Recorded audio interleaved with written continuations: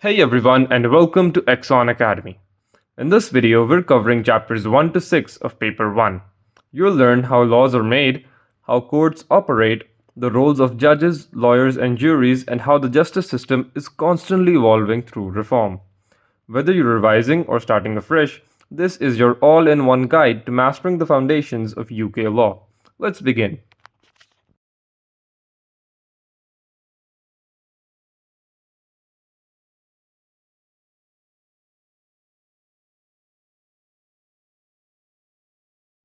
We begin with Chapter 1, the English Legal System.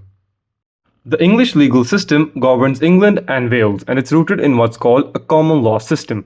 That means the law here hasn't developed solely from written codes. Instead, much of it has been built over time through judicial decisions, legal customs, and the consistent application of past rulings. This legal framework operates through two main branches: criminal law, which deals with wrongs against society like theft or assault, and civil law, which handles disputes between individuals or organizations, like a disagreement over a contract or a land boundary. What makes the English system unique is its reliance on precedent, the principle of stare decisis, where decisions made by higher courts bind lower courts in future cases with similar facts. It's enforced through a structured network of courts, judges, legal professionals, and the parliament. The law itself is drawn from multiple sources: case law, statute law, historical customs, residual EU law, and the Human Rights Act 1998, which incorporates key rights from the European Convention on Human Rights into domestic law. The purpose of the legal system is broad. It keeps society ordered, resolves disputes fairly, protects rights, guides how people and governments behave, and limits the abuse of power. Different parts of the world use different legal systems, but they all aim for the same broad goals: justice, fairness, order, and accountability. Let's look at the main types. Civil law systems, like those in France or Germany, are based on codified rules. Laws are written in detailed codes and judges simply apply them. There's less room for discretion or interpretation. On the other hand, common law systems, like England, develop largely through judicial decisions. This makes them flexible and responsive, but it also means judges have more power in shaping the law. Customary law arises from local traditions. It had a historical influence in England and still appears in property disputes today, though rarely leads to new law. Religious law, such as Islamic Sharia, governs everything from contracts to prayer, and it's considered eternal, based on divine authority by God. And mixed systems, like in South Africa or Malta, blend civil and common law traditions, sometimes alongside customary or religious law. In the adversarial system, which is used in England, the court is like a neutral battleground. Two opposing sides, prosecution and defense, present their arguments. The judge oversees the process but doesn't investigate or gather evidence. It's the job of each side to build their own case, and cross-examination plays a massive role in testing that evidence. This system reflects the idea that truth emerges from competition, and it upholds principles like the presumption of innocence and the right to remain silent. In contrast, the inquisitorial system found in France or Italy works differently. Here, the judge leads the investigation. Witnesses are called by the judge, and there's less emphasis on adversarial debate. The aim is to discover the truth through a structured inquiry, but some argue that this reduces fairness as the judge could be influenced by their own findings or bias. A. V. Dicey, a 19th century constitutional theorist, described the rule of law using three pillars. First, there must be no arbitrary power. This means that the government can't just punish people without legal authority. Every action must have a legal basis. Second, there must be equality before the law. The rules must apply to everyone, rich or poor, powerful or not. Third, there must be the supremacy of ordinary law. In other words, we should be governed by general, predictable laws, not by the whims of ministers or secret decisions. Dicey's rule of law creates the foundation for democracy and helps make sure rights and liberties aren't trampled by those in power. Dicey's version of the rule of law is influential, but it's not perfect. First, it conflicts with parliamentary supremacy, the principle that the parliament can pass or repeal any law it wants. That means parliament could pass unfair or oppressive laws and the courts would still have to apply them. Also, Dicey assumed formal equality. that everyone is treated the same under the law, but that's not the case in reality. Legal aid cuts, for example, mean some people can't really afford proper representation. Finally, in England, courts cannot really strike down acts of parliament. They don't have the power to declare laws unconstitutional like courts in the US or Germany. Two other thinkers help expand our understanding. Friedrich von Hayek was concerned about government overreach. He believed that the rule of law is weakened when the state uses legislation to expand control, especially in economic life. On the other hand, Joseph Raz took a more practical approach. He said that the law should guide behavior, so it must be clear, publicly available, and consistently applied. He also stressed the importance of judicial independence and that courts must hold the executive to account. He emphasized natural justice, meaning fair processes and equal opportunities to be heard. Law and morality aren't the same thing, though they do often influence each other. Some actions are immoral but not illegal, like lying to a friend. Others might be illegal but morally justified, like protesting peacefully without permission. As society's moral values shift, so too do the laws. Consider how laws around same sex marriage or abortion have changed over time.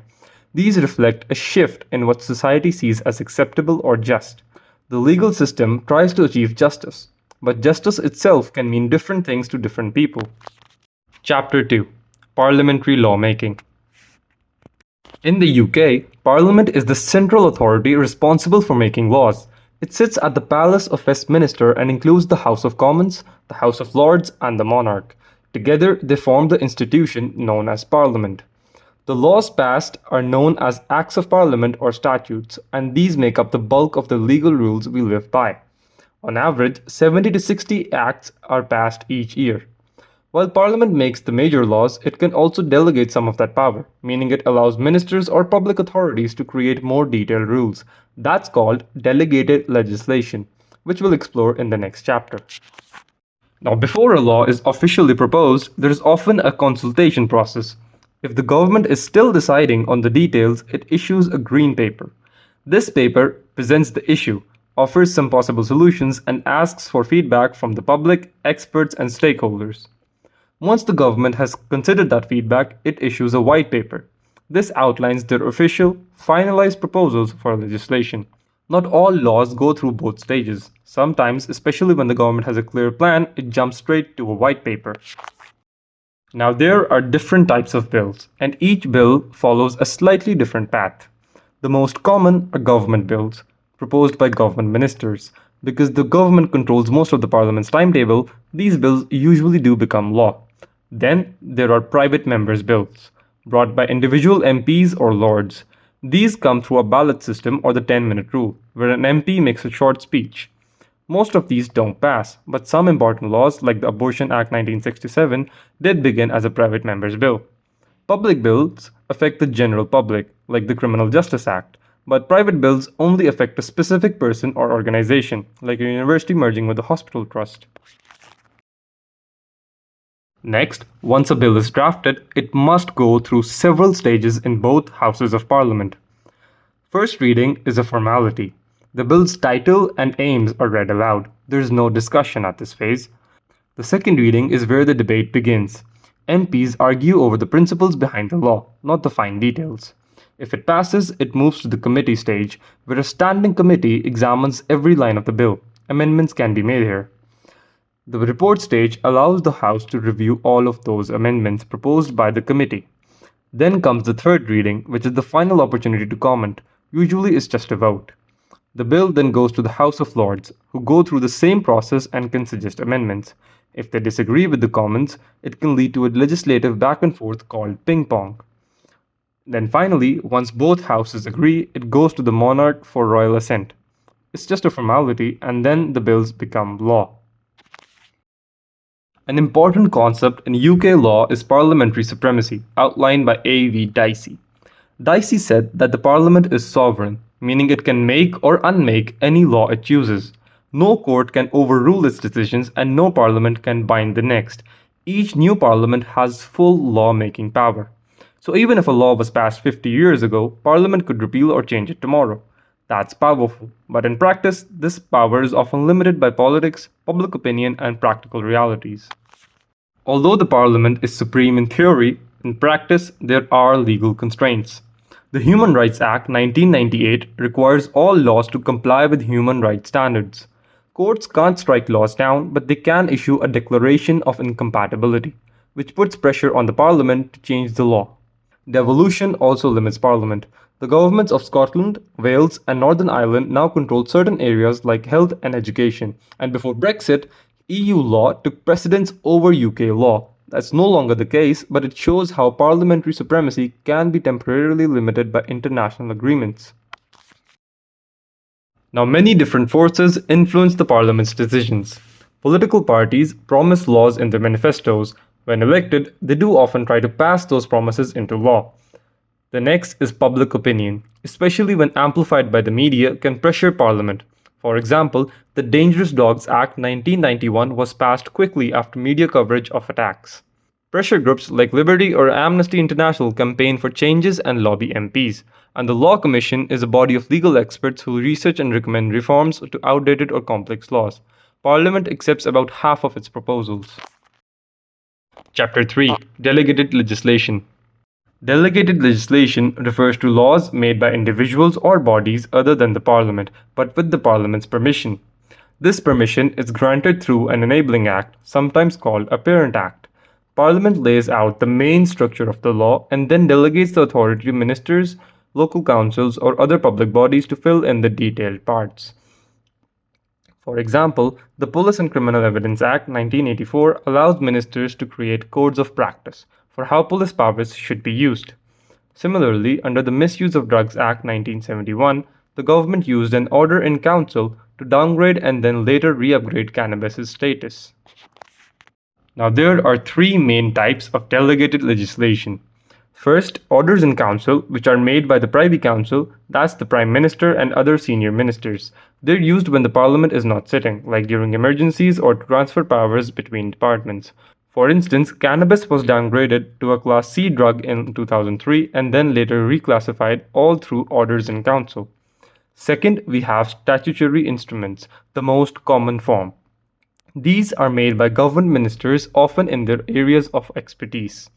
For example, the Minister of Health might introduce COVID-19 rules under health legislation. There are thousands of statutory instruments each year, allowing quick updates without lengthy debates. The third are bylaws, made by local councils or public bodies like the British Airports Authority. These are localized rules, like banning alcohol in a specific park or regulating cycle use on a trail. There are so many good reasons why Parliament uses delegated legislation. It's much more efficient. Parliament doesn't have the time to deal with every technical rule or regional concern, so ministers and local bodies step in. Delegated legislation also uses the right expertise. Ministers often consult scientists, engineers, or legal advisors before making rules, especially in complex areas like environmental safety or telecommunications. Bylaws help deal with local issues, like banning public drinking in certain areas. Plus, delegated legislation is flexible. It can be amended or repealed without needing a new act. In emergencies, it allows rapid response, like the COVID-19 regulations that came into force within hours of the outbreak. Finally, many enabling acts require the minister to consult relevant parties, especially where there is public interest or technical accuracy matters. The Parliament doesn't just hand over power and walk away. It uses several controls to keep delegated legislation in check. First, the Enabling Act itself sets strict boundaries: who can make the law, in what area, and under what conditions. Then we have two main procedures. The affirmative resolution procedure. The affirmative resolution means a statutory instrument must be approved before it becomes law. The negative resolution is more common. It becomes law unless the Parliament objects within 40 days. The Parliament also uses the Scrutiny Committee, which checks statutory instruments for technical issues like ambiguity or misuse of power. Although it can't stop a law, it raises concerns. MPs can also question ministers directly about their use of delegated powers, and if needed, Parliament can revoke the original Enabling Act, cutting off the power entirely. If a delegated law goes too far, the courts can strike it down using a judicial review. They check if the law is ultra vires, which means beyond the powers granted by the Enabling Act. There are three types of this. Procedural ultra vires means the law wasn't made following the proper process. In Aylesbury mushrooms 1972, the minister didn't consult the Mushroom Growers Association, making the law invalid for them. Substantive ultra-vires is when the law's content goes beyond what was allowed. In the Fire Brigades Union 1995, the Home Secretary's compensation scheme went further than what the Parliament authorized. Unreasonableness, known as Wednesbury unreasonableness, means the law is irrational. In R.V. Swindon NHS Trust 2006, a woman was refused cancer treatment even though others got it. The decision was ruled unreasonable. If the court finds a law ultra-vires, it's instantly void and unenforceable. Delegated legislation has many advantages. It saves time. Parliament doesn't have to debate every regulation or policy detail. That job is given to experts. It uses specialized knowledge. Ministers and civil servants can consult scientists, engineers, or industry leaders. It's fast and flexible. Laws can be made quickly in emergencies like the COVID-19 lockdown rules or changed when a situation evolves. It allows for local solutions like councils banning public drinking in parks and includes consultation, especially where technical accuracy matters. All of this makes delegated legislation an efficient tool for modern government. However, delegated legislation is not without its criticisms. The first is that there is a democratic issue. Most delegated laws are made by unelected ministers or officials who are not directly accountable to voters. There is also subdelegation, where civil servants draft laws and ministers just approve them. This removes responsibility even further. There are thousands of statutory instruments each year, making it difficult to know what the law is at any given time. Scrutiny can also be weak, especially with negative resolution laws which often go through without debate. Finally, challenging bad laws in court is possible but expensive. Many people can't really afford judicial review, so bad laws might go unchallenged for a long time. Chapter 4: Statutory Interpretation. Every year, Parliament passes a lot of laws, and ideally, those laws should be clear, but that's not always the case. Sometimes words are ambiguous or open to interpretation. New technologies or situations might arise that weren't imagined when the law was written, and occasionally Parliament just doesn't define a term clearly. That's when judges step in, using statutory interpretation to figure out what Parliament meant. Their job is to make the law work in real life, fairly and as intended. The literal rule is the most traditional. Judges using it give words their plain dictionary meaning, even if it produces an odd or unfair result. This rule respects Parliament's role as the lawmaker. If the result seems strange, it's up to the Parliament, not judges, to fix it. Take Whiteley v. Chappell, 1868. A man voted using the name of a dead person, but because the Act said it was only a crime to impersonate someone entitled to vote, and the dead can't vote, he wasn't guilty. Another case, Fisher v. Bell, involved a flick knife in a shop window. Parliament banned offering such knives for sale, but under contract law, that wasn't technically an offer, just an invitation to treat. And in Berriman, a railway worker died doing maintenance, but the law only protected workers repairing or relaying. Maintenance wasn't included, so his widow lost her claim. The Golden Rule gives judges a little bit more flexibility. They still start with a literal meaning, but if that meaning would cause a ridiculous or unjust outcome, they can tweak it to make more sense. There are two uses. In Adler v. George, the law said it was illegal to block the army in the vicinity of a base. Someone obstructed them inside the base, and the court said that had to count too, or else the law would be pointless. In Ray Sigworth, a man killed his mother. She hadn't made a will, so normally he would inherit under the law. But the court refused to let a murderer benefit from their crime, and they used the Golden Rule to block him.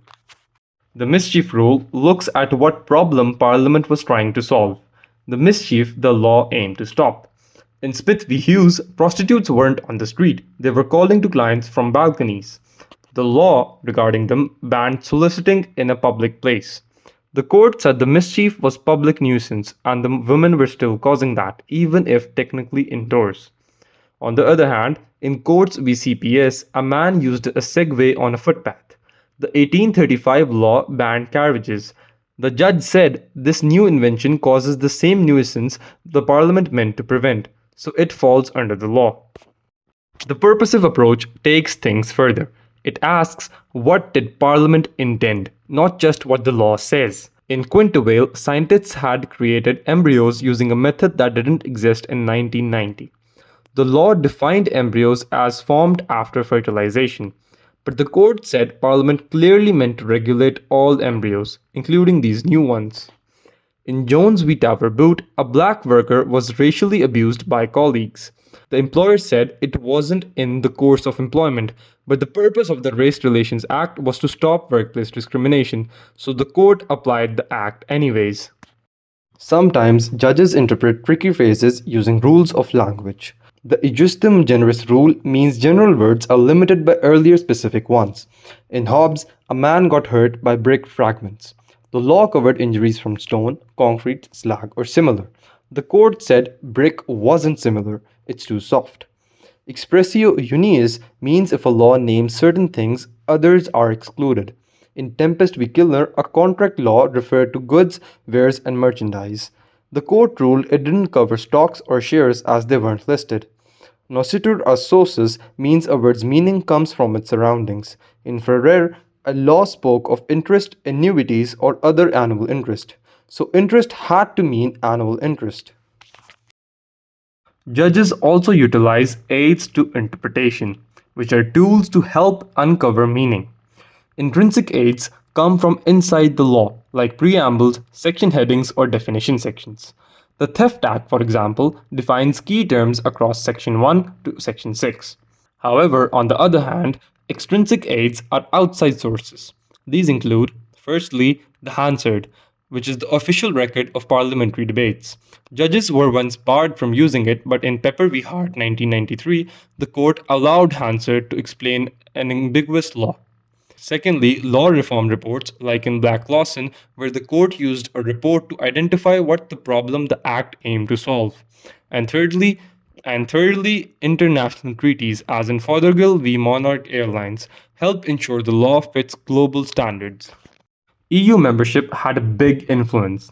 EU courts always used the purposive approach, and UK judges followed suit. And now, even after Brexit, this way of thinking remains popular. Also, the Human Rights Act 1998 forces judges to interpret laws in ways that align with the European Convention on Human Rights as far as possible. In A and Others v. Secretary of State, 9 men were detained indefinitely under anti-terror laws. The court ruled this violated the rights to liberty and non-discrimination, so the law had to change. Chapter 5: Judicial Precedent. Judicial precedent or case law is the idea that judges must follow legal principles set in previous cases, as long as the facts are similar. This idea is built around the Latin phrase stare decisis, which means let the decision stand. It means that once a legal rule has been decided by a higher or equal court, it must be followed in future cases to keep the law consistent. This approach gives us certainty, because lawyers and clients can predict how the law will apply. It ensures fairness as similar situations are treated the same way, and it makes the system more efficient, since judges don't need to start from scratch each time. Every time a judge gives a decision, they explain why they decided that way. The most important part is the ratio decidendi, the legal reasoning that forms the basis for the judgment. This is the part that other judges must follow in later, similar cases. Then there is Obiter Dicta, which literally means things said by the way. These are extra comments or thoughts from the judge. They're not binding, but they can still be very influential in future cases. A good example is R. v. Howe, where the court said that duress shouldn't be a defense to attempted murder. That part wasn't essential to the decision, so it was obiter, but it was later used in R. v. Gotts, where the court treated it as persuasive precedent. There are 2 types of precedent judges work with: binding and persuasive. Binding precedent is law that must be followed.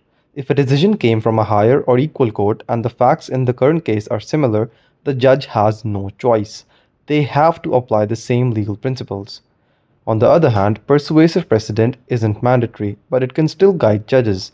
It might come from a lower court, like in RVR, where the House of Lords agreed with the lower court's ruling on marital rape, an obiter dicta comment from another case, a ruling from the Privy Council, not part of the UK court system but still respected. Courts in other countries like Canada or Australia, or even a dissenting judgment, where a judge disagreed but made a strong argument. The way precedent works depends heavily on the court hierarchy. At the top is the Supreme Court, the highest court in the UK. Its decisions bind all lower courts, and thanks to the practice statement from 1966, it can even overrule its own past decisions if it believes it's right to do so. And then comes the Court of Appeal, split into civil and criminal divisions. It binds all courts below it and usually follows its own decisions, unless one of the three exceptions from Young v. Bristol aeroplane applies. Number 1, there are two conflicting decisions. Number 2, the Supreme Court has overruled one of them. And number 3, the earlier decision was clearly wrong, or per incuriam. The High Court also binds lower courts and often follows its own rulings, but not always. Courts like the Crown Court, County Court, and Magistrates Court are always bound by higher courts and almost never make precedent. Sometimes a judge is faced with a case where no legal rule exists, meaning no prior decision covers it. In that situation, they create an original precedent, setting out a new legal principle. They'll usually look for analogies in similar areas of law or apply existing principles in a new context. A good example is Urquhart v. Tate Modern. The residents of luxury flats complained that visitors on a viewing platform could see straight into their homes. They said it invaded their privacy and amounted to a private nuisance. But the court ruled it didn't and made it clear if the law needed to change, that was the Parliament's job. So this case set a new precedent for similar future disputes. There are a few ways judges can avoid following a precedent. One is distinguishing, showing that the facts of the current case are significantly different from the previous one. A classic example is Balfour v. Balfour, where a husband's promise to pay his wife wasn't legally enforceable. But in Merritt v. Merritt, the court said that the agreement was enforceable because the couple were separated and had put their agreement in writing. Another method is overruling. This happens when a higher court declares that a past decision was wrong and replaces it with a new one. For instance, in Pepper v. Hart, the House of Lords overruled an earlier decision and allowed courts to refer to Hansard when interpreting statutes. Finally, there is reversing. This is when a higher court changes the decision of a lower court in the same case on appeal. To give judges more flexibility, the House of Lords introduced the practice statement in 1966. It allows the Supreme Court to overrule its own previous decisions if it feels it's right to do so, especially when the law needs to adapt to modern times or to correct a past mistake. For example, in British Railways Board v Harrington, the court overruled an earlier case and decided that child trespassers were owed a duty of care. And in RVR and G, the court changed the legal definition of recklessness, moving away from an outdated test and making it more fair. Let's look at the pros and cons of judicial precedent. Starting with advantages, this system brings certainty because people can predict how courts will decide. It also guarantees consistency, meaning similar cases get similar treatment. That's a key part of fairness. There's also flexibility, since judges can distinguish, overrule, or use the public statement when needed. It's efficient too, because settled law doesn't need to be argued again, and in new areas like privacy and technology, judges can develop the law when needed. But there are, however, some clear disadvantages. This system can be rigid, especially when lower courts are stuck with outdated precedents. It's complex, with long judgments and subtle differences. Sometimes judges make illogical distinctions just to avoid following a precedent, and the law can be slow to change because it only evolves when the right case comes to court. Chapter 6: Law Reform. Law reform is the process of reviewing existing laws and making changes so that the law stays fair, modern, and useful to society. Without reform, laws can become outdated, confusing, or even harmful. Reform helps the legal system keep up with changes in society, including new values, technological developments, and evolving public expectations. For example, laws about online privacy or same sex marriage wouldn't exist today without active reform. At its core, law reform ensures that the law works properly in the real world, not just on paper. The Law Commission is the UK's main body for law reform. It was established by the Law Commissions Act 1965 and operates independently of the government. It's made up of 5 commissioners, including a chairperson who's often a senior judge, and 4 others with strong legal backgrounds. The team also includes legal researchers and administrative support. The Commission's job is to review the law in specific areas, identify where it's causing confusion or injustice, and recommend how to improve it. The Law Commission follows a clear process to make sure any proposed reform is thorough and well informed. First, it selects a topic, usually based on suggestions from the public, legal professionals, or the government. Then, it conducts research and consultation, asking for views from those affected. Next, it publishes a consultation paper, which outlines the current law, what's wrong with it, and options for reform. After gathering, responses, it finalizes its recommendations in a final report, often including a draft bill, which is ready for the Parliament to use. Roughly half of its proposals actually do become law. Notable examples include the Fraud Act 2006, which modernized fraud offenses, and the Unfair Contract Terms 1977, which protects consumers from unfair small print. There are many strengths to the way the Law Commission works. First, it's independent. It doesn't answer to any political parties, or its recommendations are based on what's right, not what's popular.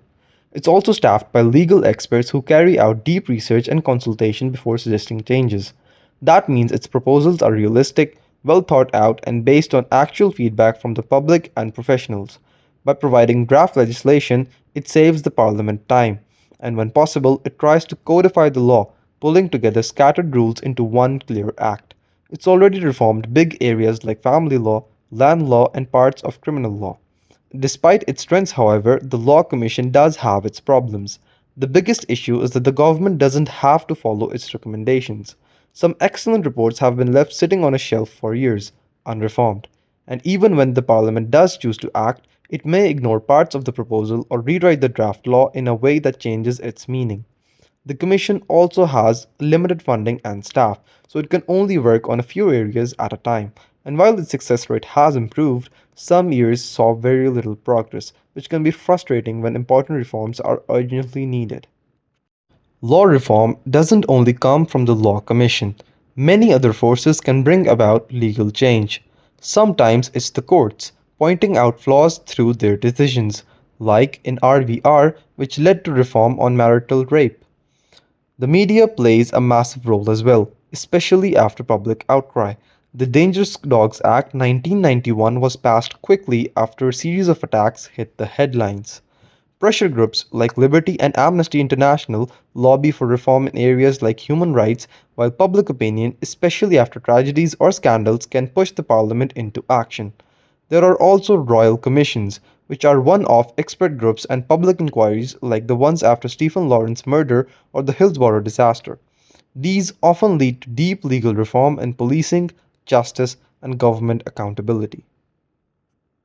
Political influence on law reform has pros and cons. On the positive side, it's democratic. Politicians are elected, so when they change the law, it actually reflects public views. Parties also set out legal reform plans in their manifestos, which gives people a say in what happens, and sometimes the political system reacts fast, like after a major event or shift in public opinion. But there are also problems. Laws can be rushed, especially when reacting to headlines, and they may be poorly drafted. Politicians may ignore expert input in favor of popularity, and they often focus on what wins votes now instead of what's best for the legal system in the long term. And that wraps up part 1 of your ALevels Law Paper 1 journey. Stay tuned for part 2, where we'll dive into the second half of Paper 1, covering chapters 6 to 12. In the meantime, don't forget to like, subscribe, and turn on notifications. And as always, good luck for your exams.